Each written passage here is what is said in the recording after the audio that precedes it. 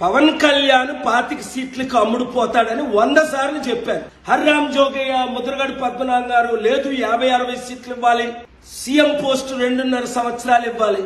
చంద్రబాబు నాయుడు మూర్ఖుడా తన కొడుకు లోకేష్ ను కాదని దత్తపుత్రుడికి 100 సీట్లు ఇచ్చి ముఖ్యమంత్రి చేయడానికి ఇప్పుడు కుక్క కాదా? 25 కాదు 24 సీట్లకే పక్కన కూర్చొని మరి చంద్రబాబు నాయుడు ముందు 5 సీట్లు ప్రకటించాడు. పవన్ కళ్యాణ్ ఎక్కడ పోటీ చేస్తాడో కూడా ఇంకా ప్రకటించలేదు. ఎందుకు? ఒంటరిగా పోటీ చేస్తే లైఫ్ లో గెలడని ఆయనకు తెలుసు. ఈ రోజు 94 సీట్లు టీడీపీ ప్రకటించింది. బీసీలకేది ప్రథమ స్థానం ఉందా?